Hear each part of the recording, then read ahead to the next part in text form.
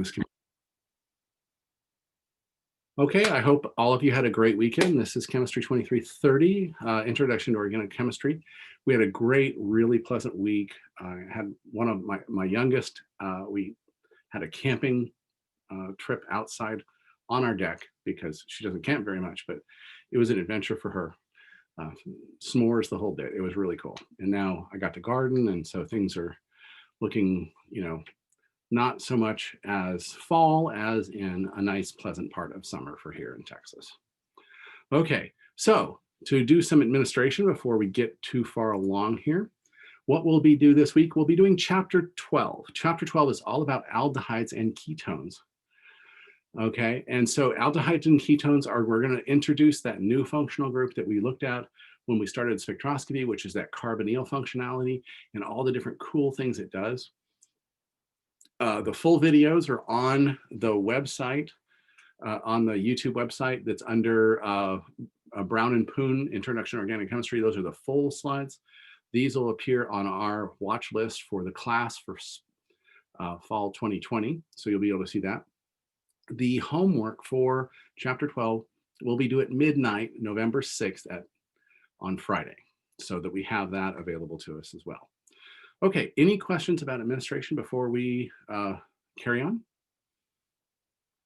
Okay. All right, so I'm going to go ahead and share my screen, and if you have any questions, go ahead and put them in the chat or go ahead and talk to me, since I think that's working this time. Let's see, let me double check, make sure I'm recording. And it does appear that we were recording, so that's great. So here we are, chapter 12. Did you just let a cat in? Okay, here we are, chapter 12, aldehydes and ketones. Okay, so the cool thing about this is we're introducing two little things about it. We're going to learn how to make aldehydes and ketones, but we're building on what we learned about alcohols, okay? Because alcohols, when we take them and oxidize them, we get aldehydes and ketones. We learned a little bit about that then, but we're going to really expand on that right now. Okay. So the carbonyl group is that carbon-oxygen double bond, okay? And we're going to continue to use this as our primary functional group for the next few chapters, okay? So in chapter 12, it's aldehydes and ketones. And if we oxidize them even further down, we get carboxylic acids, okay? And so remember, that's our highest priority on nomenclature. Everything, if you have a carboxylic acid, it's the name for that. But that we have a bunch of derivatives available to us. And that'll be chapter 14.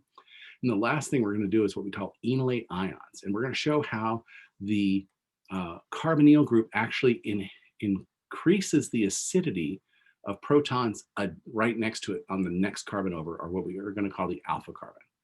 So all the next few chapters are all about the carbonyl. So understanding the primary function of the carbonyl and its kind of chemistry is what we're focusing on right now. Okay. So the simplest of this is the aldehyde, and the aldehyde is basically when you have a carbonyl bonded to a hydrogen, okay? The simplest is technically formaldehyde, which has two hydrogens hooked to a carbonyl group, and it has a common name called formaldehyde, but it has a UPAC name, which is you take the number of carbons, which is your prefix, in this case it's methane, and you drop the E and you add Al. Al stands for aldehyde. So methanal is its IUPAC name, but formaldehyde is its common name. And that's what most people call it, formaldehyde. So make sure we pay attention to that. The next one is when you have two carbon bonds on the carbonyl. So if you have one or more hydrogens bonded to the carbonyl, it's an aldehyde. But if you have both of those substituted with carbons, now we have a ketone. Okay, so they have to be carbons to be a ketone. If they have something else, that's one of those carboxylic acid groups. Okay, and the simplest ketone we have is what we would call dimethyl ketone or 2-propanone, because the carbonyl is on the 2 compound. And that has a common name too. It's called acetone. It's used a lot as a solvent to clean things. It's also used to remove fingernail polish. It's also used as a hazing liquid for polymers, because it'll make it haze over. So those are the basics of our aldehydes and our ketones. Okay, what makes this group so cool? What is the reactivity? Why do we have so many different functional groups that involve this carbon-oxygen double bond. And the whole point about this carbon-oxygen double bond is the fact that you have an sp2 hybridized carbon sigma bonded to an sp2 hybridized oxygen. What that means is that both the carbon and the oxygen both have a p orbital that's not hybridized. And when you have those p orbitals that are not hybridized, but they can overlap, we get our pi bond.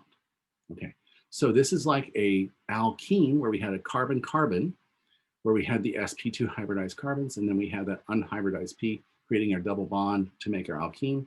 This is the carbon-oxygen derivative. Okay, so in our alkene, when we had our sp2 hybridized carbon next to our sp2 hybridized carbon, we didn't have a polar bond because they each had the same electronegativity, right? In this case, oxygen is more electronegative, and therefore we have polarity in this bond, and that's going to drive its reactivity. Okay, so like I said before, for we're going to briefly hit the IUPAC names. Drop the E, add Al for aldehydes, easy to remember, aldehyde, al, ethanal, methanal, etc.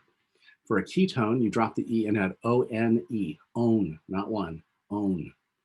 So it's ketone, and then it would be propanone, butanone, hexanone. So those would be how you do it.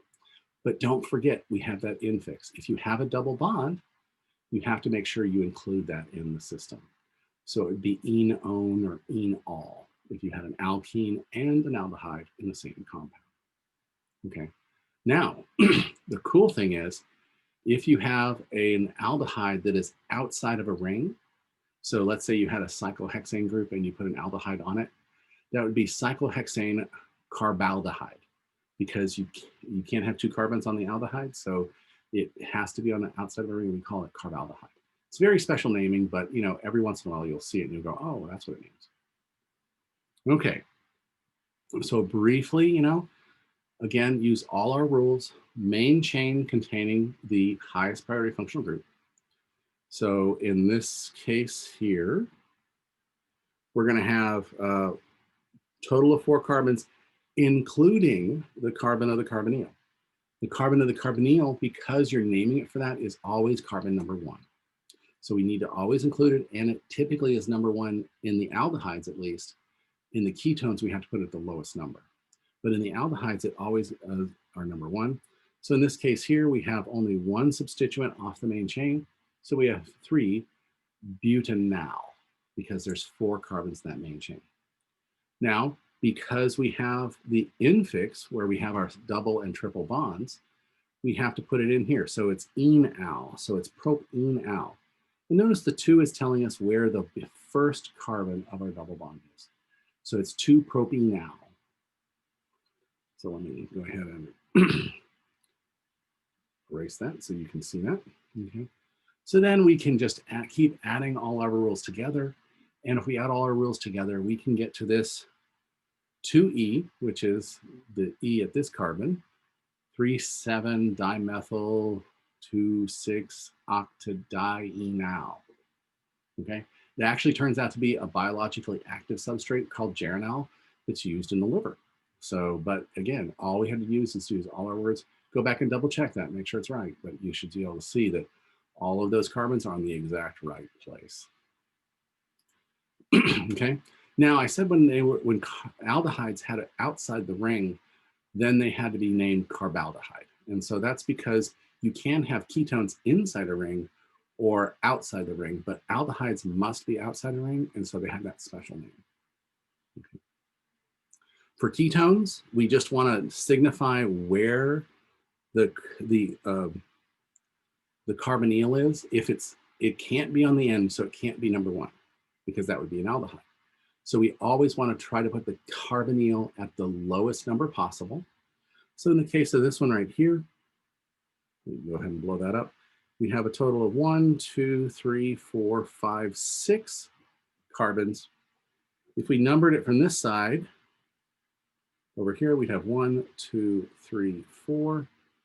If we numbered it from the other side, we'd have 1, 2, 3.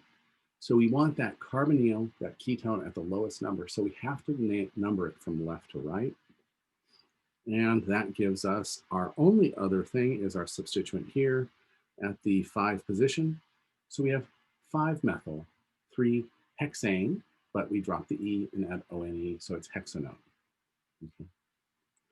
When the ketone's part of the ring, we get to assume it to be number 1 because it's naming that ring.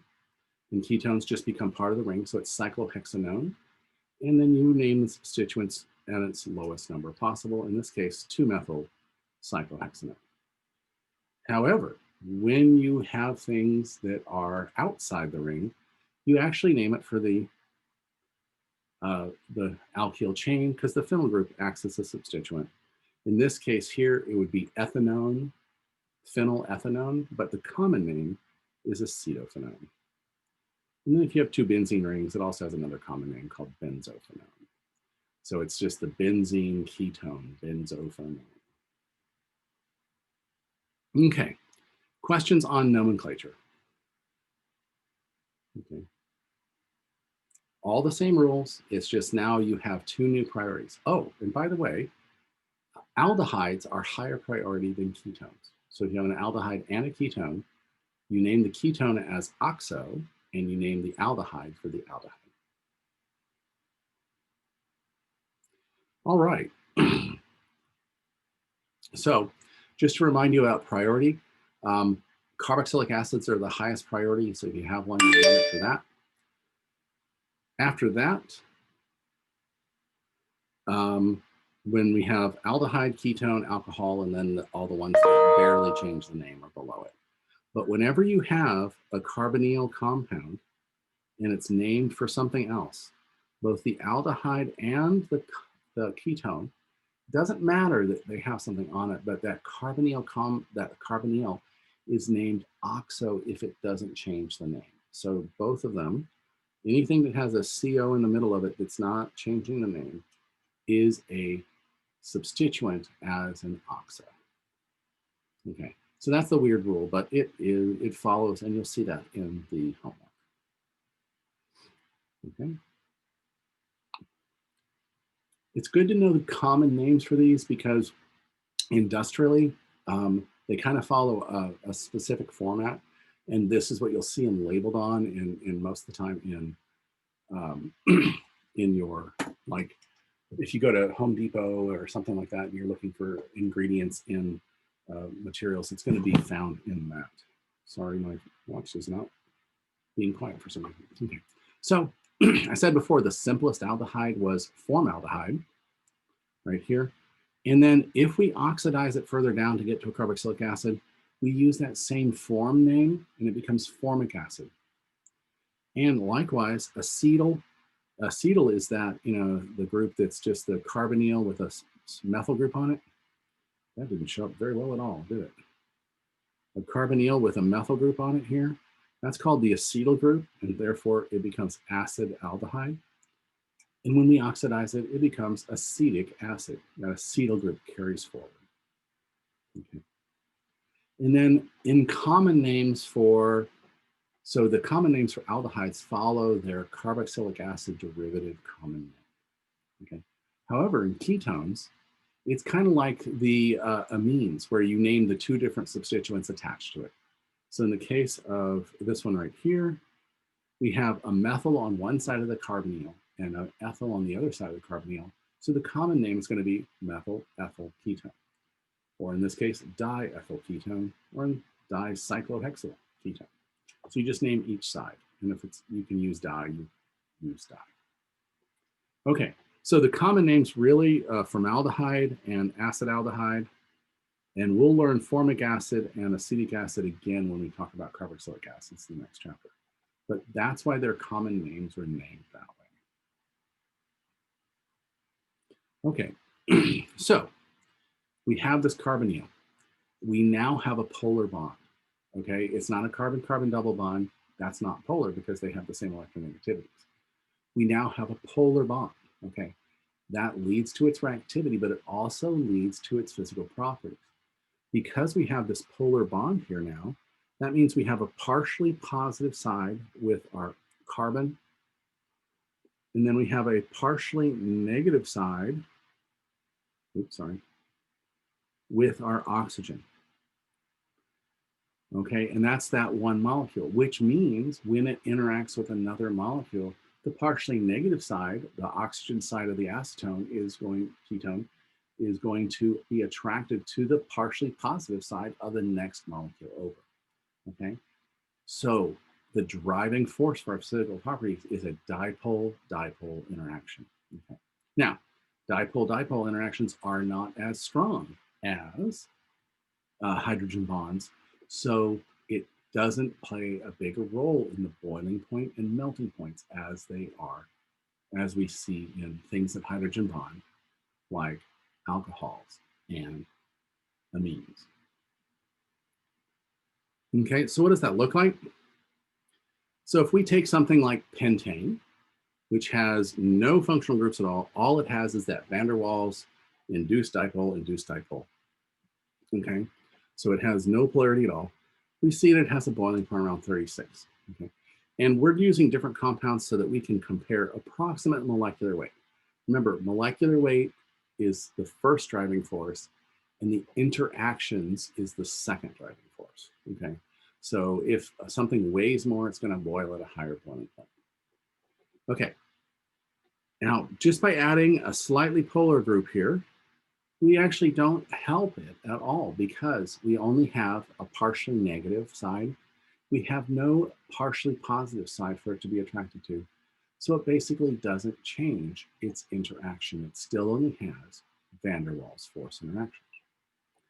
By adding our aldehyde, so we have a little bit of carbonyl at the end, we do increase the boiling point. We increase that boiling point because the aldehyde on one molecule is attracted to the aldehyde on the other molecule, and we get this additional intramolecular bonding that gives us that increased boiling point. When we switch to the ketone, we see the same thing. Again, the carbonyl from one ketone is interacting with the carbonyl of another ketone, giving rise to an additional boiling point.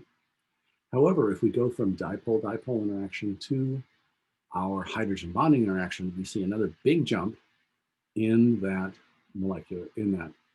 boiling point.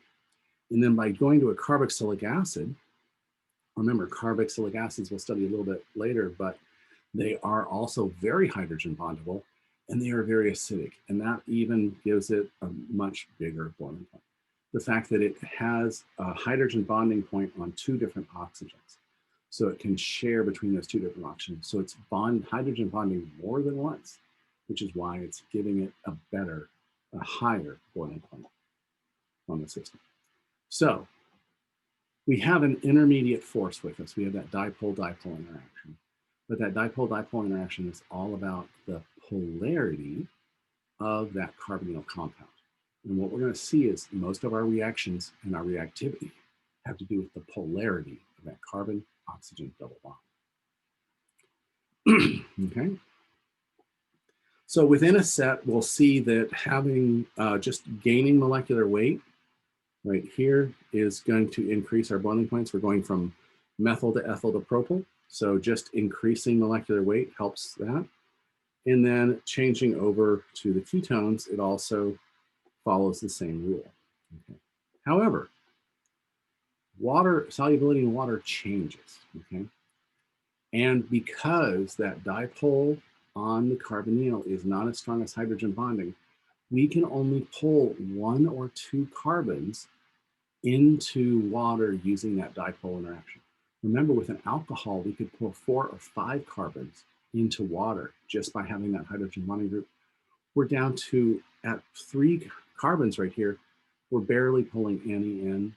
And then by the time we get to 4 carbons, we have almost nothing. And then 5 carbons, it actually is barely soluble. Okay. And this has a little bit to do with the idea that we have a dipole-dipole interaction, but it also has the ability of it acting as a carbonyl to actually form what we call a hydrate. And what that means is we can add water across that carbonyl double bond, just like we added water across a double bond to make alcohols. We can add water across that double bond. But the thing is, the carbonyl is more stable than the hydrate. which means it really likes to go back to the ketone. And the less soluble it is in water, the less of this hydrate it makes. And so the higher molecular weights you get in your aldehydes, the less and less of this hydrate you make, and the less and less soluble it becomes in water. And the ketones will do the same thing. In fact, acetone, which is propanone, it is infinitely soluble in water, and it's very hard to make acetone with no water there because it forms this hydrate all the time. So when you see pure acetone, it's 99.5% acetone and 0.5% water because it can't get rid of this right here. But then again, once we go up to that fourth carbon, it starts losing its solubility in water. But it makes it freely soluble in hydrocarbons. Okay. So we've talked about nucleophiles and electrophiles. And so when we were looking at our substitution reactions, and especially in our substitution reactions, we had something with a negative charge or electrons to reach out and create a new sigma bond.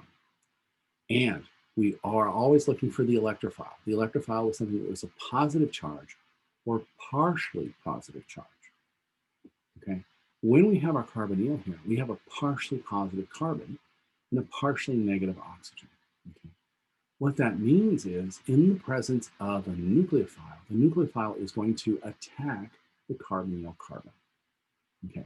Now, does that mean it only gives addition products? No, it might give other products, but the first step in all of these reactions is going to be going from an sp3 hybridized trigonal planar carbonyl to that sp3 hybridized intermediate. What happens next depends on what the substituents are.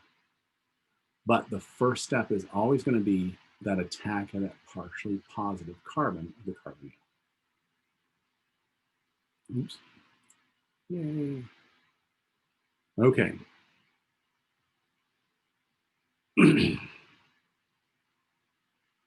Wow, that looked really bad. Okay, there we go. All right.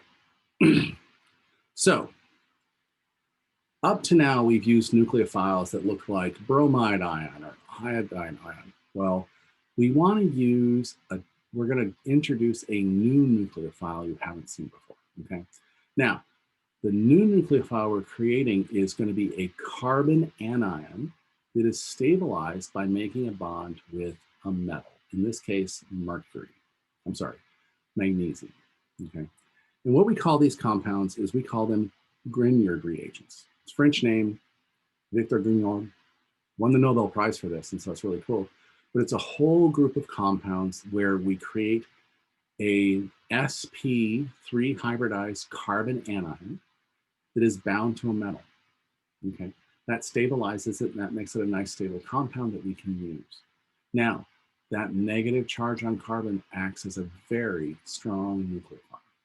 And so we're going to use this new nucleophile as a way to build new carbon-carbon bonds using the carbonyl as our point of attack, okay?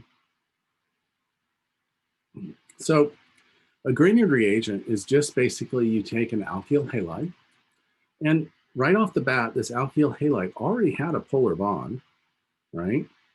This bond right here is polar. The bromine is a more electronegative carbon, so it's got a little bit of a polarity to it, okay? However, in the case of adding magnesium to this right here, notice it's magnesium 0. It has no charge at all right here. What it's going to do is it's going to lose 2 electrons from that magnesium. It's going to donate 1 of the electrons to half of this sigma bond, giving you a negative charge on carbon. And it's going to give 1 more of electron to the half of this sigma bond, giving a negative charge on bromine.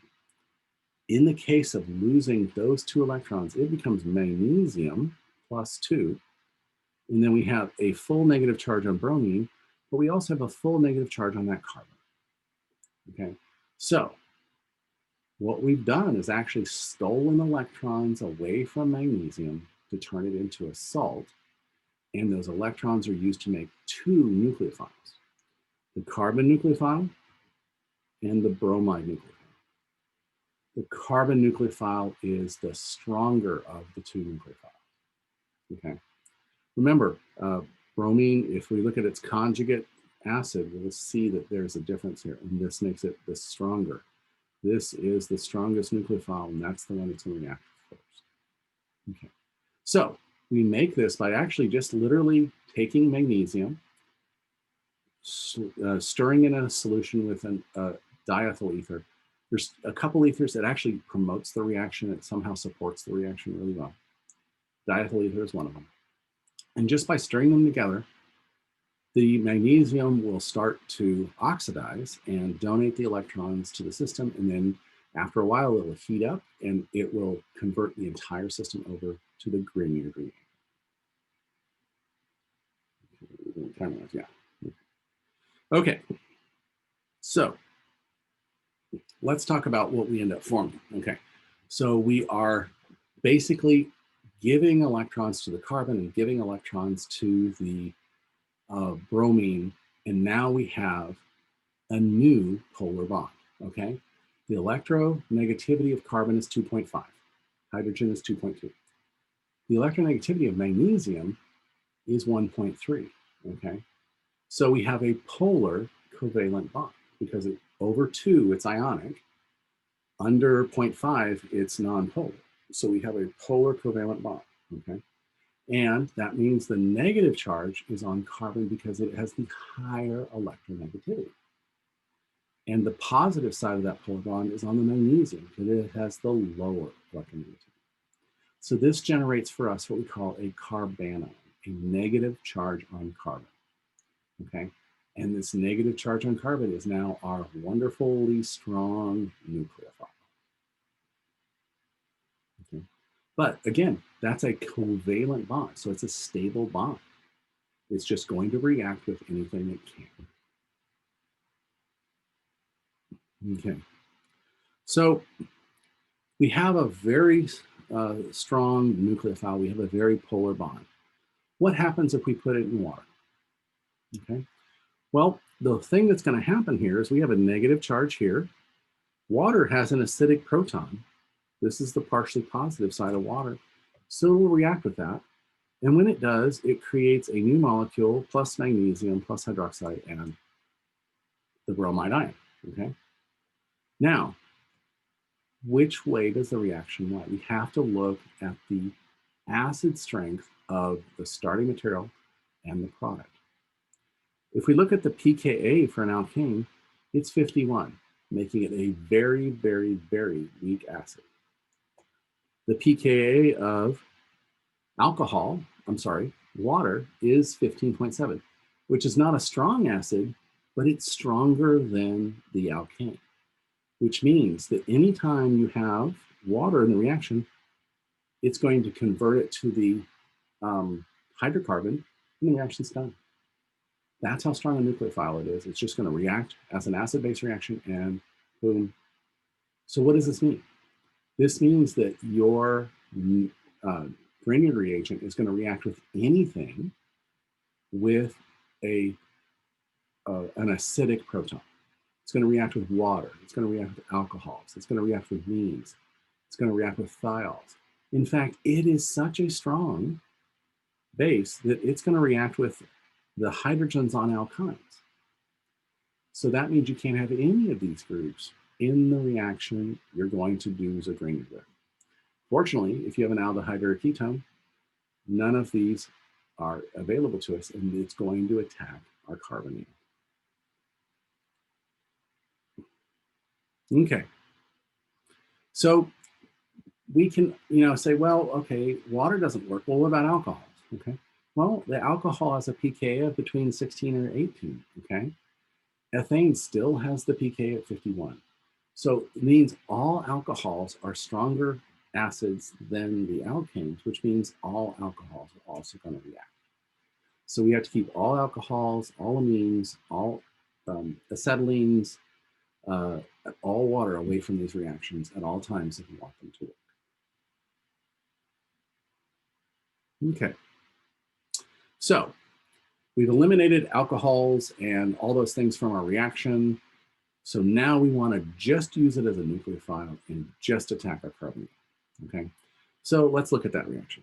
Okay, so the cool thing is, in this case, we have formaldehyde, right? We have 2 hydrogens on that carbon.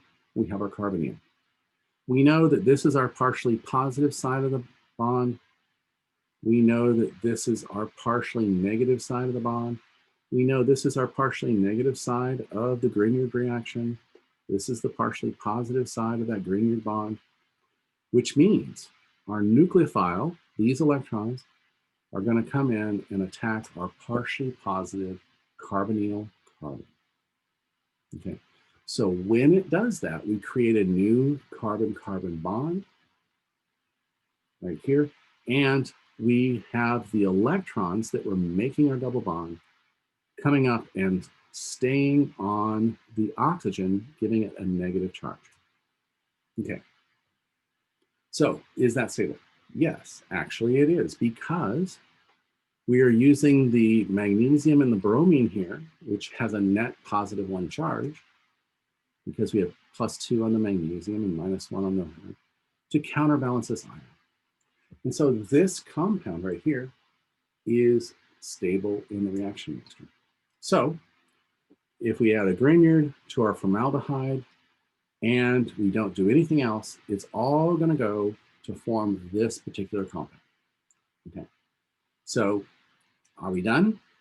No, we have a salt of an alcohol. So the next thing we have to do is we have to add something acidic, and because of the acidity of this, it's usually something like protonated water, because our water is about as acidic as an alcohol, so we really need to add an acid to it. And so in this case, we're adding hydronium ion. And when we do, that gives us our magnesium compound with some counterions, depending on what your acid was, and a primary alcohol. Okay, primary alcohol. Okay, now, why is it a primary alcohol? Okay, there's 2 hydrogens on it and only 1 carbon-carbon bond, making it primary alcohol by definition. However, your formaldehyde had the 2 hydrogens on it to start with. So that means formaldehyde will always give you a primary alcohol 1 carbon longer than your Grignard reagent was. So if your Grignard reagent was 10 carbons long, you react it with formaldehyde, you have now an 11 carbon primary alcohol. Okay. Write that down, it always happens. Okay. What if you attacked a regular aldehyde? Okay, that already has a carbon bond. So let's take that same thing, and using that same mechanism, the electrons are going to come here and attack the carbon of our carbonyl. We're going to generate that same intermediate salt. We have to break up that same salt with an acid. And in this case, because we already had a carbon-carbon bond on that carbonyl, and we made a second carbon-carbon bond on here, we now have a secondary alcohol. Okay, so formaldehyde will give primary alcohols. All other aldehydes give secondary alcohols. Ooh, that's kind of cool. We have selectivity here. We can make a primary alcohol. We can make a secondary alcohol. Well, can we make a tertiary alcohol? I think we can. All we have to do is use a ketone, something that already has 2 carbons on it. So if we already have 2 carbon-carbon bonds right here, we're going to make a 3rd carbon-carbon bond with our Grignard reagent. And after acid workup, we're generating our tertiary alcohol. So this is the great thing about a Grignard reaction. You can make a primary, you can make a secondary, you can make a tertiary alcohol. All you have to do is have a Grignard reagent and an aldehyde or a ketone. Okay. So show the synthesis of this tertiary alcohol by 3 different routes. Okay, I want to show you that. Let me pull up, oops, not that thing, this thing right here. Blank. All right. So we want to make that alcohol from 3 different groups. Okay, so the idea is you have 3 different R groups to make this compound. Okay, The compound was, it had a benzene ring on it, it had an OH on it, it had an ethyl group on it, it had a methyl group on it. Okay, so whenever you're building a Grignard reaction, okay, the first thing we want to do is say, okay, I want to change color here. The carbon that's attached to the oxygen, that's where the carbonyl was. Okay, so if you look backwards in the reaction, the carbonyl is where the alcohol was.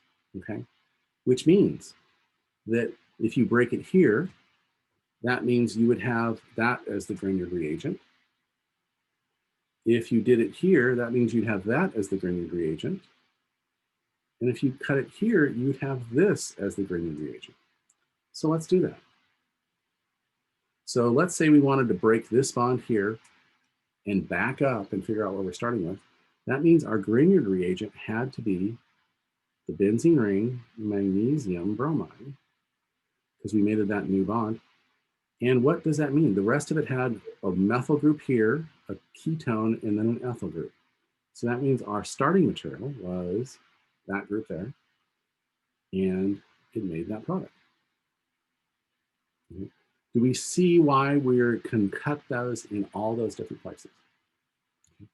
Let me show you the next one. Okay, let's do, let's use red for this methyl group here, right here. So we're going to put methyl group on last, which means we had a methyl Grignard reagent, MgBr. That's a methyl Grignard reagent. And if we're cutting that one off, that means we had to have the phenyl on a carbonyl and an ethyl on a carbonyl, which means that this is the other starting material right here. So we attacked our thing right here with our Grignard to give us our new starting material. All right, let's do the last one. Let's do ahead and do this one right here. If ethyl was our last group added, that means we had to have our ethyl Grignard. And that means we had to have a methyl ketone with a phenyl group on it as our starting material. Okay. Do you cut by physically cutting it out, or depend on where? What I'm saying is that because in a Grignard reaction, we're creating a new carbon-carbon bond, what if that carbon-carbon bond wasn't there? So we're going to cut that carbon-carbon bond and see what the substrate was, what we started with.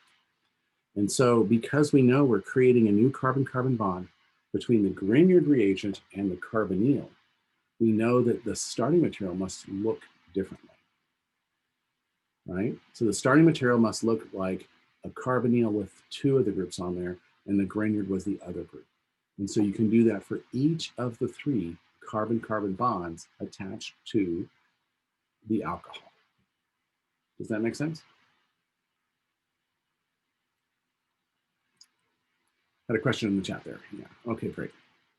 Okay, so that being said, when we go back to these slides here, oops, there we go.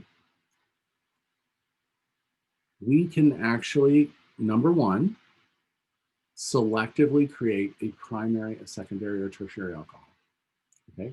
Not only that, we can make the same product by using different starting materials. This is the first time we've had this opportunity, right?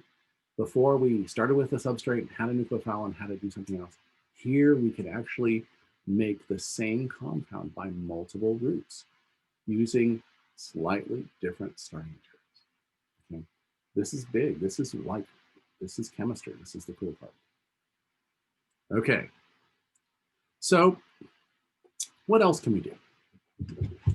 I said before, when we got aldehydes to dissolve in water, it's because they formed a hydrate, okay?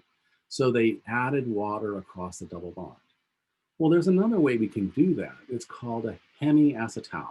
Hemi means half. So it's a half acetal. Insert joke here, because we also have a full acetal too. So we'll look at that as a minute. But so we have a half acetal. And with a half acetal, what we've done is we've added one equivalent of alcohol across that carbonyl to give us a group that has an alcohol plus an ether, okay?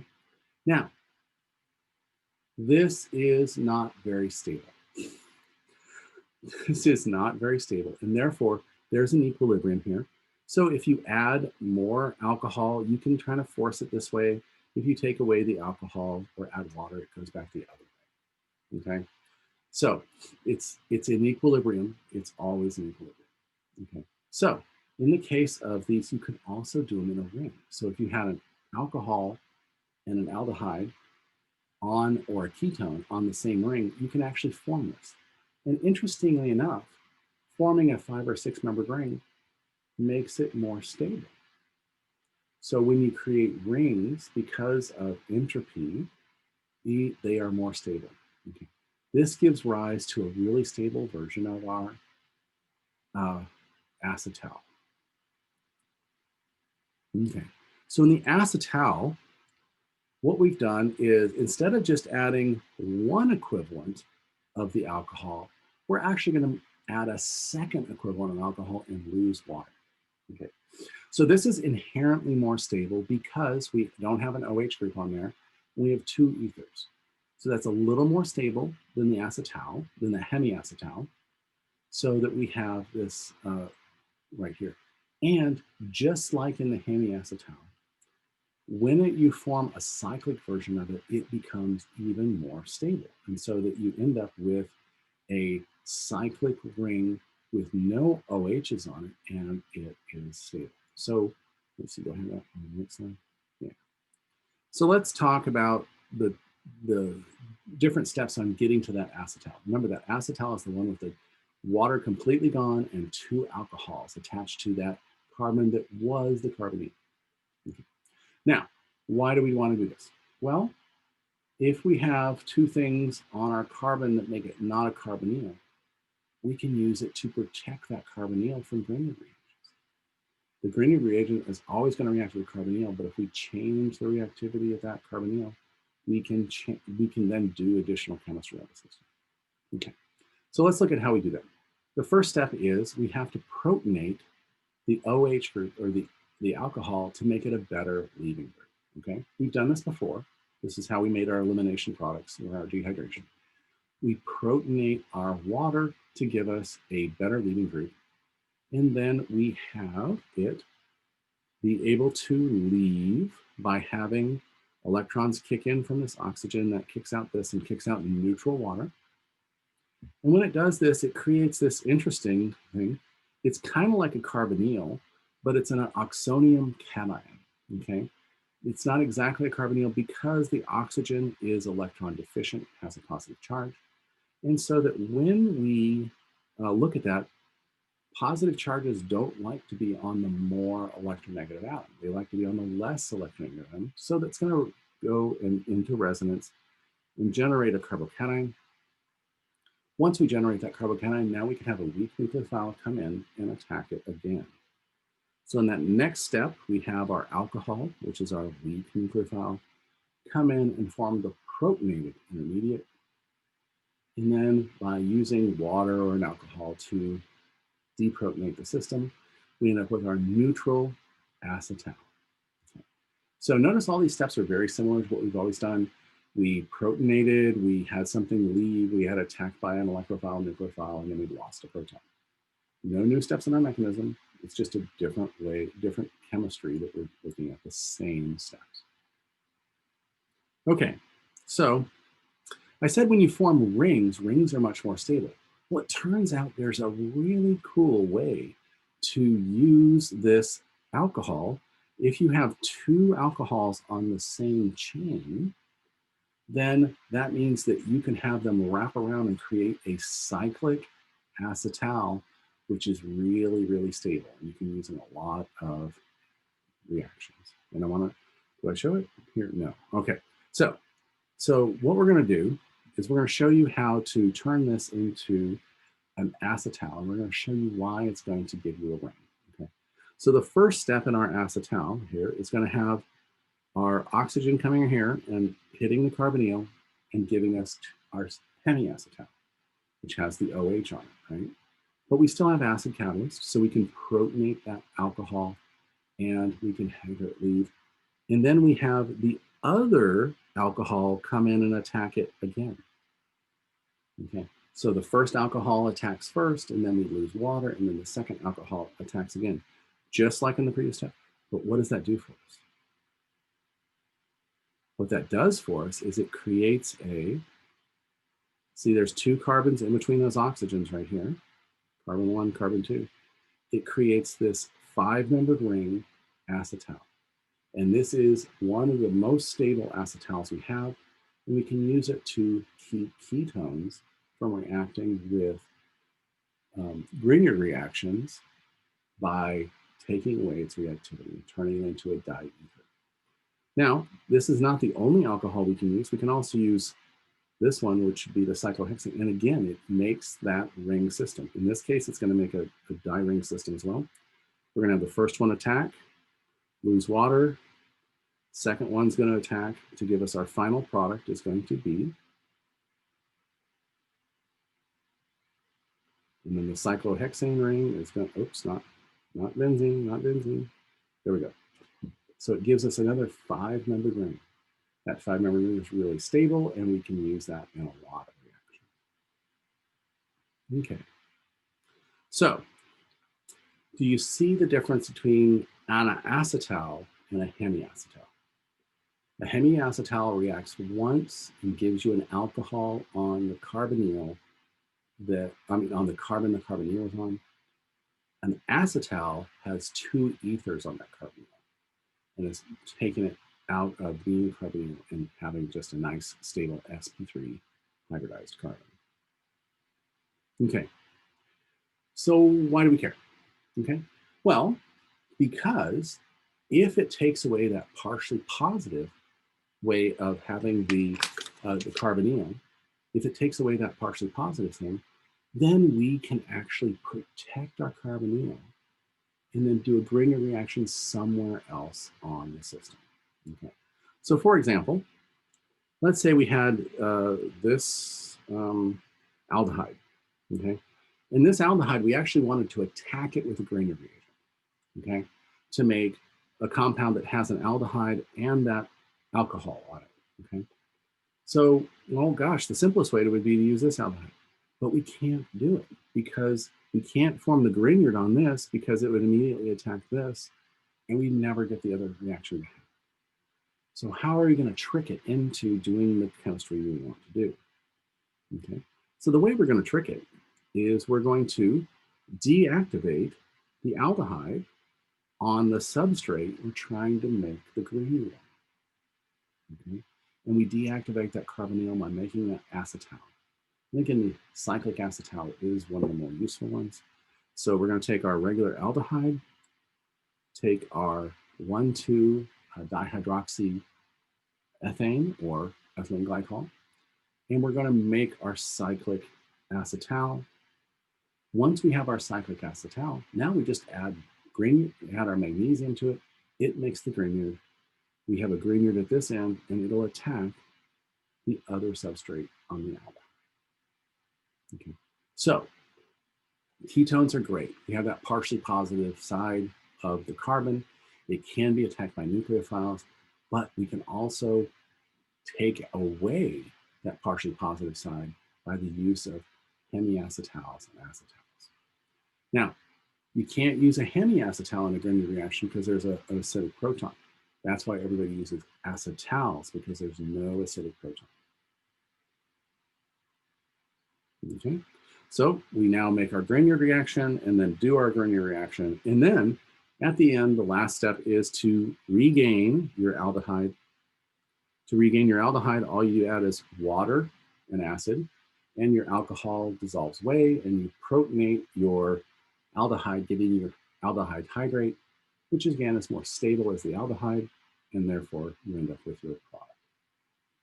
Notice you had to acidify anyway to get rid of this bromine salt, so it would be the last step in the reaction anyway. It's not an additional step. Okay, now we saw that we could have a carbonyl, and that was the carbon-oxygen double bond.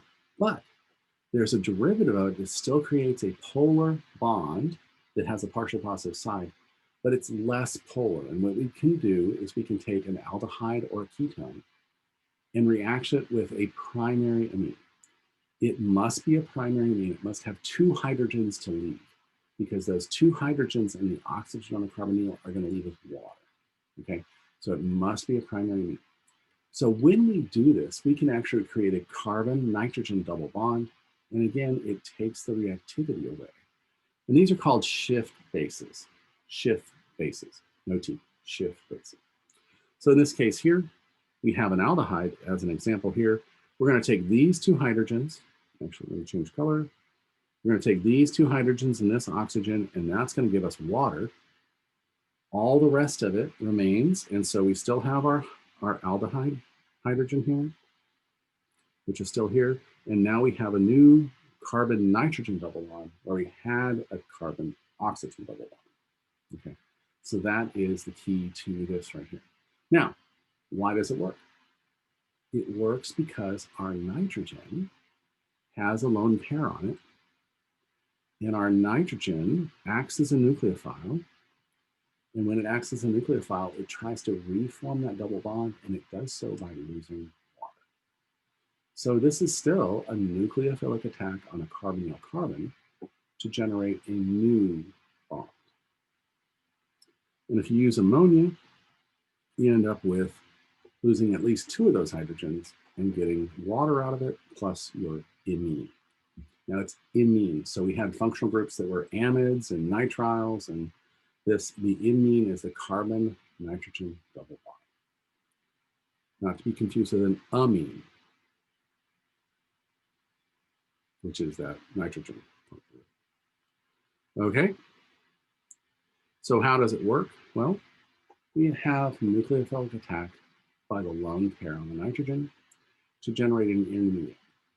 Once we generate that intermediate, we're going to transfer a proton to give us our alcohol and our amine. So right here, we have an amino alcohol. Okay, it could stop there. However, if you add a little bit of acid, it's going to protonate that alcohol.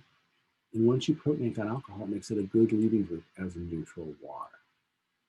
So when it leaves as neutral water, we have the lone pair come in and create our new double bond. Okay. Now, in this case, this is an E2 reaction. Why? We have a protonated alcohol ready to leave. Then we have something come in and act as a base to remove the other hydrogen on the beta position. And then the lone pair kicks in here to give us our double bond. So the first step is nucleophilic attack. The second step is protonation of alcohol. The third step is an E2 elimination, giving us our neutral products and regenerating our acid cations.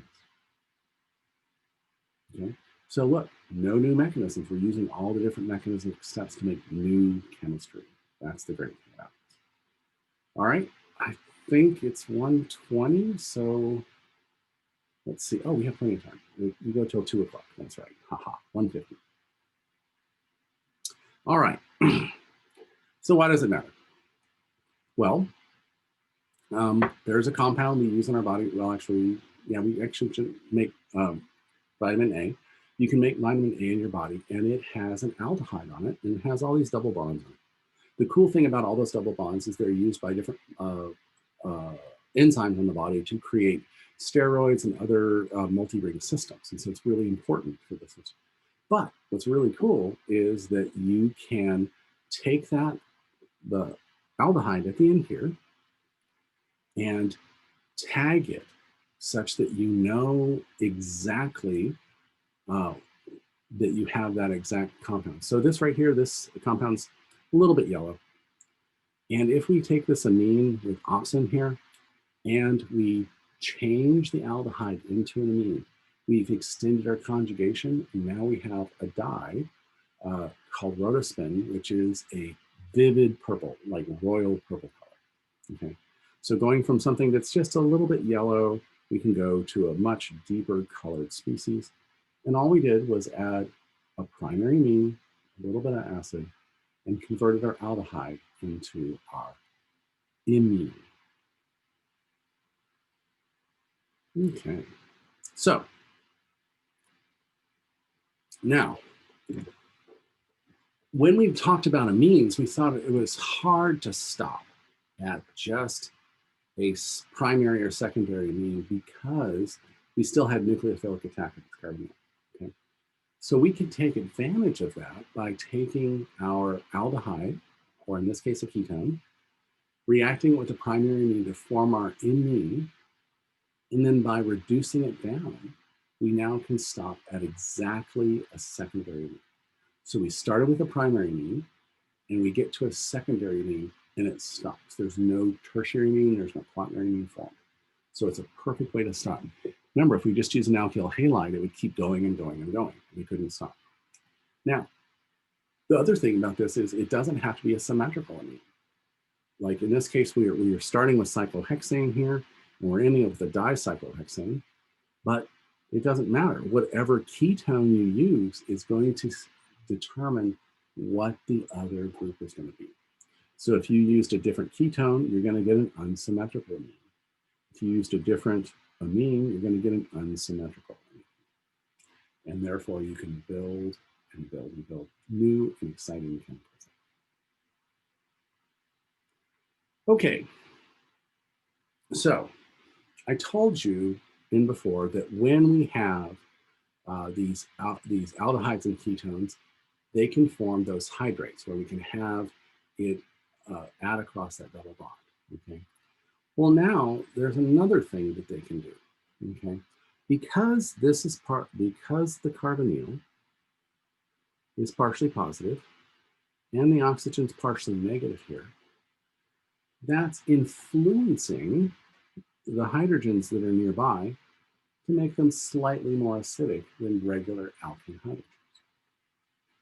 And if they're slightly more than alkene, slightly more acidic, then we can actually have it move. It can act as an acid, and it'll protonate this partially negative oxygen. Okay. So in this form right here, this first form here, we have what we call the ketone form, right? It's completely the ketone. It's got a carbonyl and two groups there with alpha hydrogens, with hydrogens next to the carbonyl. These are what we're going to call alpha hydrogens. Mm-hmm. And then we're going to move one of those alpha hydrogens to the oxygen and create a carbon-carbon double bond. Okay. Now, this is what we call the Enol form. Remember when we were naming things, we had the Enol rule, where if you had an alkene and an alcohol in the same compound, it was an Enol. This is exactly the same, but you have your alkene and alcohol are the same functional group. The alcohol is on the double bond. So, all right, so those look like just moving a proton back and forth, right? Exactly. And so it's a reversible reaction, just transferring that proton back and forth between the carbon and the oxygen. Okay. So which is more stable? Okay, depends. Okay, so most of the time, the ketone is going to be more stable because it is going to have the greater stability. However, that's not always true. We can actually look at the, in this system here, we have the ketone form is the keto form. It's for aldehydes or ketones here, is more favored than the enol form. And this is the equilibrium, percent equilibrium, which means for every one of the enols, there are 100,000 of the ketones, okay? So because it's 10 to the minus fifth, and 10 to the minus seventh, it's even higher. It's more shifted to the ketone. So acetone is more stable as the keto form than the enol form.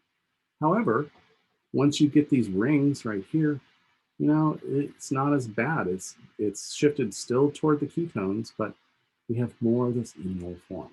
Okay. Well, okay, so how do we know this exists?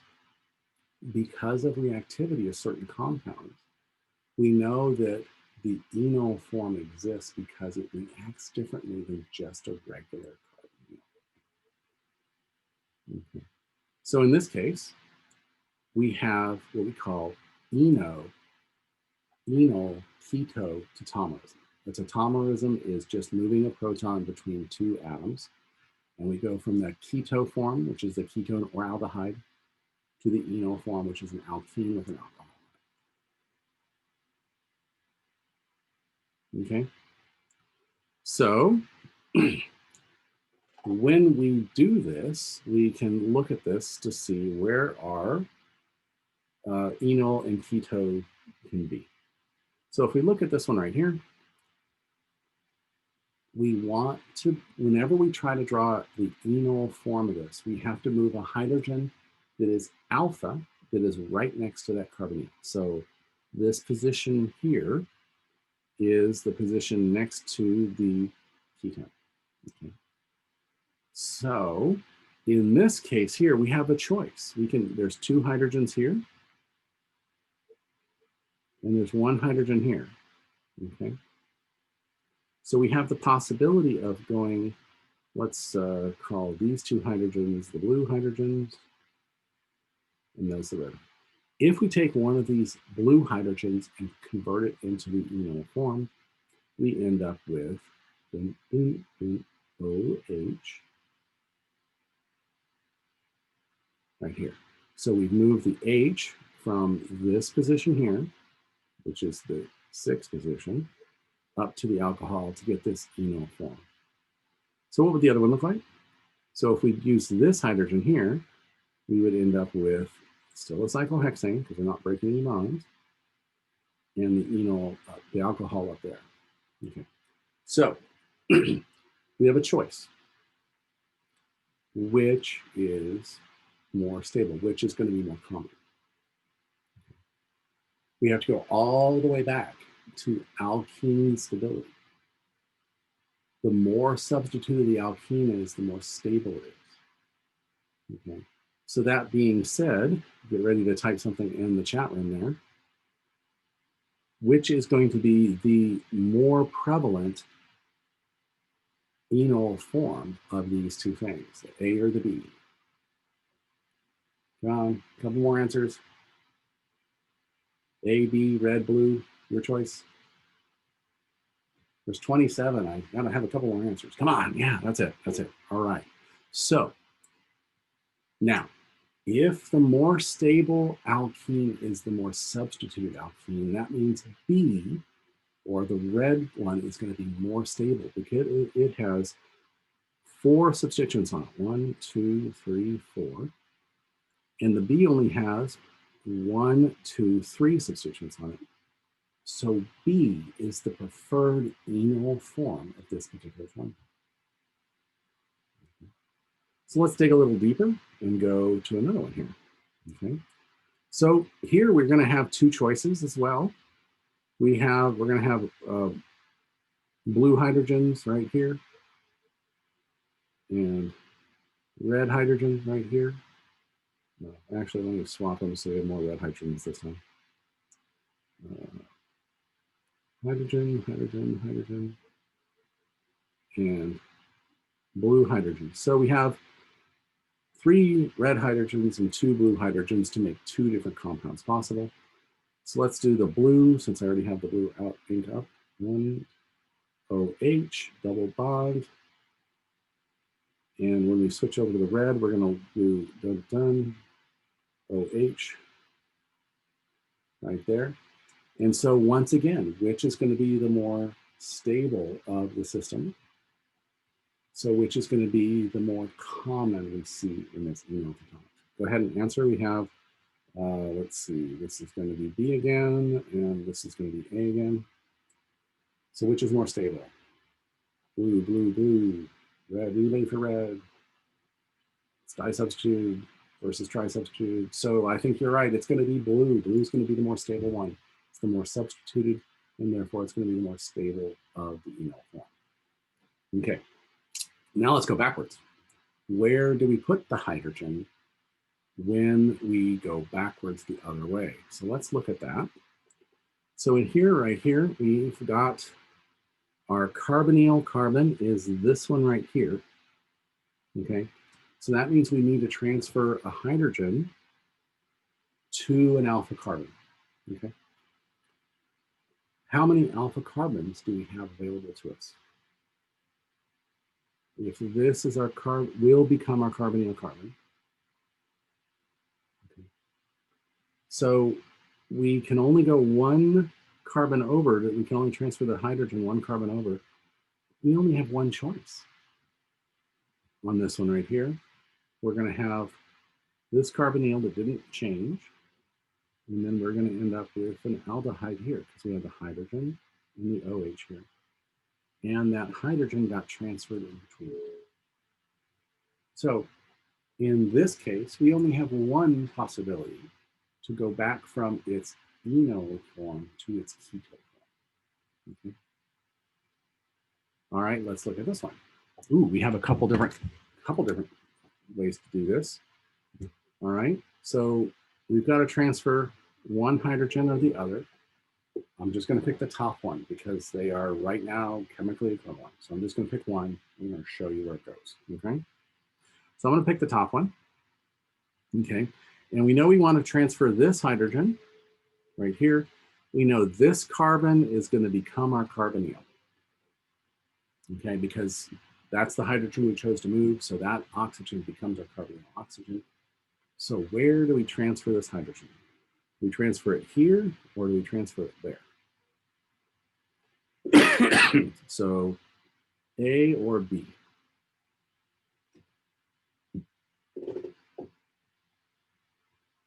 A or B? One. Any guesses? Okay. Well, when you're going backwards, it's actually very simple because you're going to add it to the other side of the carbon double bond. Okay, so that means you always look for where the double bond is, and the hydrogen is going to be transferred to the double bond because that way you'll have an sp3 hybridized carbon on the other side. So our final answer is going to be where we have our cyclohexane, we have our ketone here, and we're going to have our OH here and our hydrogen here. So our hydrogen has to transfer to the carbon that had the double bond on it. That carbon that had the double bond on it, it's going away. Okay, so it's actually easier to figure out how to go backwards to the keto form than finding the enol form. Okay, because you only have one choice when you go back to the keto form. And again, from everything we just learned, we're going to transfer this hydrogen to this carbon here because that's where the other double bond is. These electrons are going to come up here to make our new double bond, to make our only product. There. Okay, so do we see what enol keto tautomerism is? It's basically the creating the equilibrium between a ketone and an alkene with an alcohol in it. And when you're making it from the ketone to the enol form, you have to pay attention to the number of substitutions on the alkene you're making. But going backwards, all you have to do is transfer the hydrogen onto the carbon that was the double bond that you are now making back into a single bond. Okay. Let's see what we got here. How many slides? Okay. Okay. All right. So let's do a stepwise interconversion of this. Now, this happens with acid or base. It happens both with acid or base, but we're going to do it with acid because in acid, you're going to protonate the carbonyl first. Okay. So in this case, we have our keto form. And so in this case, our oxygen is the base because our oxygen has a lone pair on it. So our oxygen reaches out and grabs our acidic hydrogen here to give us our protonated alcohol. Okay, I'm sorry, our protonated ketone. Okay. Once we have that protonated ketone, now we have the new conjugate base acting as our base to pull off that hydrogen. So again, this is like an E2 elimination. We've created our base from taking away its proton first. Now it's conjugate base. Now it's acting as a base to regenerate the acid to give us our Enol form. Okay, so this is why it's a acid catalyzed system, because right after you do the proton transfer, you regain your catalyst. Okay, now in base catalyzed, it goes the other way. You actually have the base come in here and pull off your proton first, and then that kicks up, and then it has to transfer a proton to the newly formed alkoxide. Okay, so how do we know this exists? Okay, I said, it's very little time is spent as the Enol form. It's mostly as the ketone form and keto form. So how do they ever figure out this happens? If it's like one in a million, basically, is the Enol form, why do we care? Okay, well, it becomes very apparent when you have a chiral carbon that is next to the carbonyl. And if that chiral carbon next to the carbonyl has a hydrogen on it, that means you have an opportunity for changing the optical activity of that thing. So how does that work? Okay, so let's say we had this compound right here. We have our hydrogen, which is alpha to our carbonyl here. And if enol keto tautomerization did not happen at all, we could add acid or base to this reaction, and we would keep its optical activity. It would remain 100% R. Okay, so, but it was noticed that when you do put acid or base in these things with a chiral center that was one carbon off of your carbonyl, it changed. And the reason it turned into a racemic mixture was that, let's look at that in a minute. When it becomes the enol form, we've changed the hybridization at that alpha carbon, that carbon right here. We've changed the hybridization to sp2. This was our chiral carbon. This was our R carbon. But we've changed its hybridization to sp2, which makes it trigonal planar, makes it flat. Okay? Now, when it goes back to protonating it, it can go to the top or the bottom. 50-50 chance. So it can, if it goes to the top half the time, we regain our R configuration. If it goes to the bottom, we actually get the other configuration. We end up with the S configuration. Okay. So, number one, this is how we know it happens. And this is the result of it happening. Just a drop of acid or base in your chiral ketone will make it racemize, turn into a racemic or 50-50 mixture of R and S. And it loses all optical activity. Okay. We need to worry about sterics of these. Sterics, not really, because all you need is a proton. Protons are kind of small. Okay. And acid, most acids are small, and hydroxide is fairly small. So sterics don't really play a big role in this. It might slow the reaction down, but don't. So even though we get to this enol 1 in 1,000 times, 1 in a million times, if it sits there for a couple days, it's going to racemize. It's going to convert completely. So I think it's kind of cool that you can see something happening because of its products, but not actually see it happening. You can't analyze it as it's happening. You can't see that that enol form. Right? Okay. So the other way we know that this enol keto tautomerism happens is because we can get halogenation at the carbon next to the carbonyl. Okay. Now, if you had a bromide ion, you'd expect it to come in and act as a nucleophile, but it doesn't.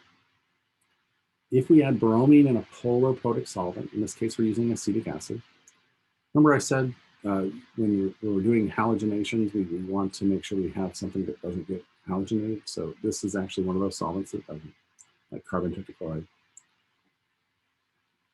When we take this bromine and add it to this acetophenone, we have alpha hydrogens here. Okay? Now, in theory, nothing should happen because the carbonyl is not reacting with the bromine directly. However, what we do see is that we get a replacement of bromine on here and we generate HBr. So that means something has happened. Something has happened. And so what's happening here is, again, it's evidence we're forming that Enol form. If we can form that Enol form, that means it can react as an alkene. And if it's reacting as an alkene, that means that alkene is going to try to react with the bromine. Remember, we could add bromine across an alkene. We're going to do that exact same thing. However, once you add your bromine to your alkene there, you have your protonated ketone. And then if you use your bromine ion here as a base to remove that, you now get your neutral ketone. Okay. So that's another piece of evidence to suggest this enol keto tautomerization happens. And it's another useful way to use it to actually not use just the reactivity of the carbonyl group, but you're using the reactivity of the activated hydrogens on either side of the carbonyl. So we're able to do that. Now, what can you do now? Well, now that you have a bromine, now you can do an SN2 reaction with a good nucleophile. And in this case, we're adding our secondary amine to our system to get a nice new complex, biologically active alpha diethyl amino ketone.